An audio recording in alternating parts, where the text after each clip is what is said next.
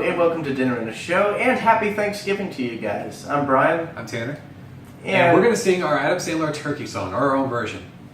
Turkey for me and turkey for me. No, we're here to talk about Planes, Trains, and Automobiles. It's the ultimate Thanksgiving movie. A lot of people bring it out around the holiday, and we next to Charlie Brown Thanksgiving. Well, yeah, that too.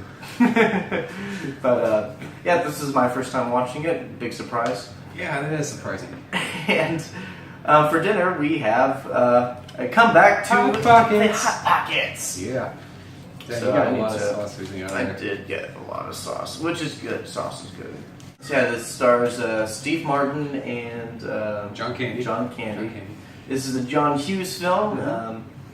You know, if you've heard of The Breakfast Club and Home Alone, then he wrote and directed, you know, at least one of them, and then wrote both of them. So yeah, great guy, very smart.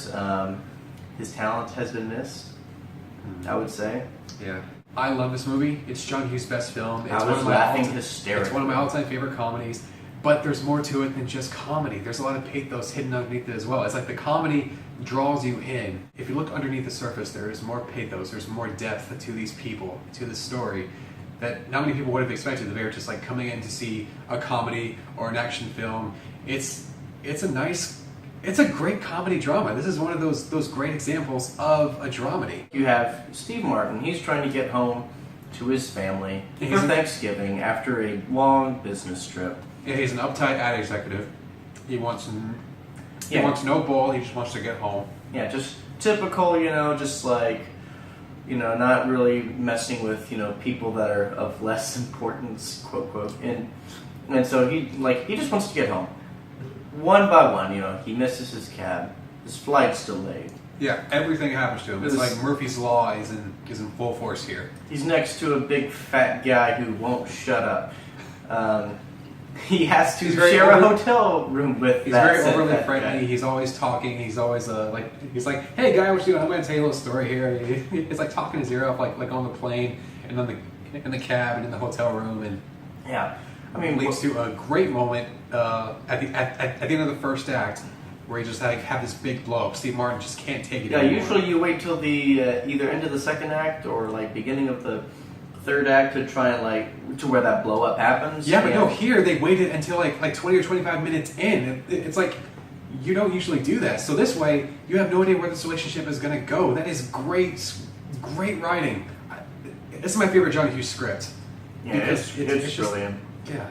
I really like that. You know what? I will probably say this is more entertaining than Breakfast Club. 'Cause Breakfast Club used to be my favorite John Hughes movie because I mean I liked how the kids interacted and how they just grew to realize that they're not so different anymore. Mm-hmm. But here, it's just this is just plain hysterical, and I think I give John Hughes huge credit for making Adele Griffith, the actor that John Candy plays. He's not a one-dimensional nut. Well, yeah, he's not just a one-dimensional one-dimensional nut. He's not annoying. Mm-mm. You would think that he's annoying, like his snoring, his just constant talking. He's just a good-natured guy who sometimes overdoes it. Yeah. Like when he's trying to get to know people, he wants to be their friend. He sort of overdoes it a little bit. Mm-hmm. And it's A lot of people have that problem. It's okay. That's just how people are. Yeah, it's a wonderful balancing act that the movie does with him. It's like you have to make him annoying enough to where you know Neil, Steve Martin's character, is just going insane because he just wants to get home. Mm-hmm. So you have to do like John Candy's character Derek or Dell has to do stuff that just drives you nuts. But I think what helps is just the situations of the thing that just drives him up the wall more than Dell. Dell is just the straw that broke the camel's back. Pretty So, much. like for example, the famous motel scene. Mm-hmm. He's trying to take a shower. The water stops. It comes back on. It's freaking hot. Mhm. He's done in the shower. There's no towels. There's just a dry washcloth. Yeah, and all of Dell's stuff is just like laid all over the floor. Yeah, he's a mess. He's a slob. He's He's on the awful. bed. He has to share a bed Mhm. with Dell. I mean, and he's a big guy. Mhm. So I mean, so just all that piles up, And then you add on Dell's, snoring and bone cracking and, just knuckle popping and reading a book with a lighter. It's just like all this stuff. Clearing his sinuses. Yeah, clearing the sinuses, all of just, that's what tips it over. And, even leads to a touching moment. He goes point by point about what he does not like about this guy he met a few hours ago. He tells him, you don't know how to tell an anecdote. Your anecdotes have no point. They are not funny. I'd rather listen to an insurance seminar than sit next to you on the plane. It's just really harsh. And it plays against John Candy's face. It's genuine hurt. But then John Candy retorts, okay, look, if you want to make fun of me, that's fine. I know I'm an easy target, but I'm not changing anything about me. I like me. And that's a good lesson for everybody to have, just like you for who you are, and don't And let again, anybody. this is at the end of the first third. Yeah. And so there's a whole lot of adventure to go, and it doesn't stop there. It doesn't get any less, less fun. This thing was great from start to finish. They're traveling pretty much all over the country by this point. From New York to Chicago, it turned from like New York to Wichita to St. Louis to Chicago, and it was just that was just funny. So there's a lot of stops there. I mean, they were in a motel, they were in a bus, they're on a train. They're in the mall, and like John Candy is selling shower curtain rings, passing them off as jewelry. Yeah, so that they can go and get some, food. Or find a hotel to stay in. Rent a car. Yeah, one of the funniest things was the rent a car. It was like when they're just like driving at night. It's like it was some of the funniest stuff ever. This was like cracking me up. And this is a Thanksgiving movie too, so that's what makes it even better. It's just like They're going through all this trouble just to get home to their families. For Thanksgiving, and we won't spoil the ending. And even after the credits, there's a funny scene. Yeah. But it's like at the end of the movie, it's like it was very touching. It's very like hard. I was not expecting that. So it's like I wish I could talk about it more, but I'm not going to talk about it. This movie had more going for it than just a laugh riot. Yeah, I'm not gonna talk about it in case you're like me and you haven't watched it yet, and well, for me until now. But man, it was just such a good ending, and it builds Neil's character up. Like, I mean, they're both developed a bit. They get to know each other, and not just that, but they learn to work with one another. Yeah, and accept each other for who they are, like their quirks and what makes them them. Steve Martin learns more about patience and acceptance and like going with the flow. Everything that John Candy is teaching him, slowly but surely. Yeah, and then John Candy learns to be a little more serious in a few things. More like be a little more restrained, I guess. Yeah, just be a little more restrained and not overly goofy and stuff. All right, so the movie is rated R, and it's just one scene they gave it that rating. If you cut that part out, it would have gotten a PG rating easily. But it was one scene they gave it the R, and it is one of the funniest scenes I've ever seen in a movie. Probably the funniest uses of the F word, many uses, 19 I think. And if you're going to use the F word and you know it's going to get an R rating, you should just have it all over the place. But here they just save it for this one scene. They just contain it all in that scene, and that just cracked me up. And it led to a great one-liner. It ends the scene. I won't give it away here. It is hilarious. Yeah. That did remind me I like how John Hughes just recycles a bunch of his characters. Oh yeah. It's like John Hughes, he wrote and directed Ferris Bueller's Day Off. Yeah, and you get a few actors from Ferris Bueller's Day Off, like Lyman Ward, who plays a flight attendant is like one of the secretaries from the school, like the old man. Edie McClure, she plays the rental car clerk, I guess, whatever. Oh, sorry, yeah, I said flight attendant. Yeah. One of the people in the lobby.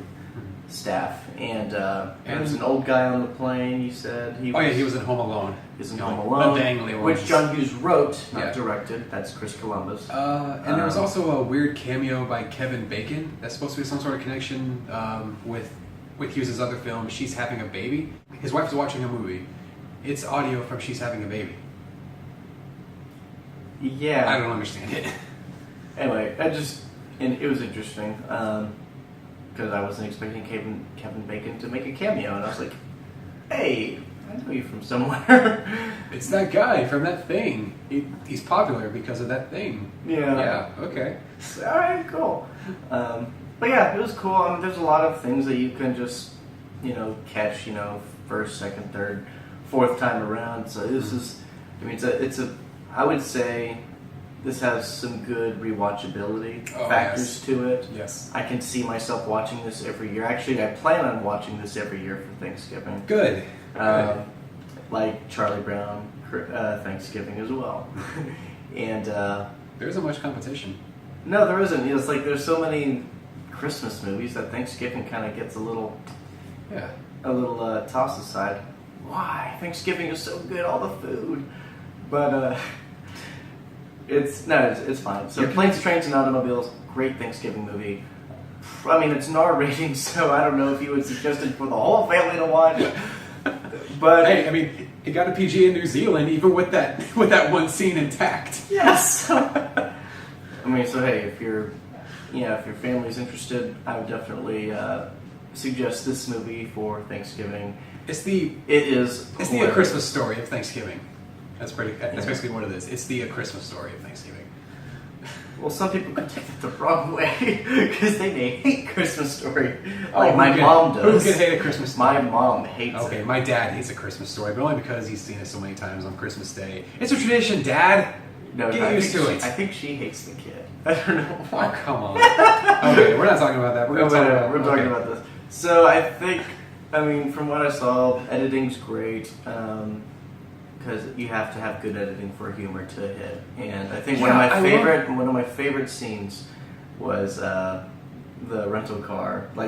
After it's like towards the end, they're just sitting down in the middle of the road on their suitcase.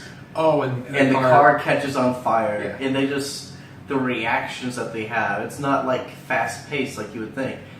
It's just very slow. They're very slow to react, and the editing shows it. And I was just laughing hysterically because I wasn't expecting them to just have a slow reaction to the car on fire. They just went through so much crap that they just don't care anymore. My favorite pieces of editing mainly have to do with how they see things. Like for example, when Steve Martin is at the airport and he sees John Candy, he's trying to figure out where he knows him from because he stole a cab from him, but he doesn't remember right away. So it's like he's thinking where do I know this guy from? And then all of a sudden there's this cut. It's still in the airport, but there is a cab door, and you see John Candy through the window. He's wearing what he wore outside, and he's doing the expression when Steve Martin stopped the cab and scared John Candy there. It's like they recreated an outdoor scene and an indoor scene because that is how Steve Martin remembers him. It was great. And also, when they are having somewhat of a collision between the two trucks on the highway, and they see each other as fright skeletons, and then Steve Martin sees John Candy as the devil. That's wonderful. And then in the ending, when he's on the L train, he's thinking about going home, and then he thinks about what he's been through already, and then connecting those things together leads into this revelation, which I won't give away here, but I thought was brilliantly done. This movie is so well written, and everything comes together, everything has its own little thing, and if you go back and watch it again, you'll notice these little subtleties here and there that you didn't pick up on the first time, but now that you know what you know now from the ending, it's fascinating to watch. Yeah. I love this movie. I'm going to give my rating right now a Secret Handshake. It's one of my favorite comedies. I love it. Watched it every Thanksgiving. Maybe even a couple more times, after Thanksgiving, in between Thanksgivings. I love it. What are you going to rate it? Probably the same thing. The Secret Handshake is great. I was laughing really hard at this movie. Those are pillows! Oh my god! It was a wonderful, wonderful movie. It's a also lot of rewatchability factor. It's also my favorite role from either Steve Martin and John Candy. It's my favorite role from both of them. Oh, nice. Yeah. They did great. I think John Hughes also directed it. Yes. Okay, so this was when he was on a roll, and sadly his career declined a little bit. Yeah. Home Alone 3 sucked, but hey, This was a wonderful, wonderful movie. A good holiday movie to watch for Thanksgiving. Go ahead and watch it. That's great. I'm very thankful for this movie. That's all we got for today. I'm Steve Martin, And I'm John Candy. and we'll see you later.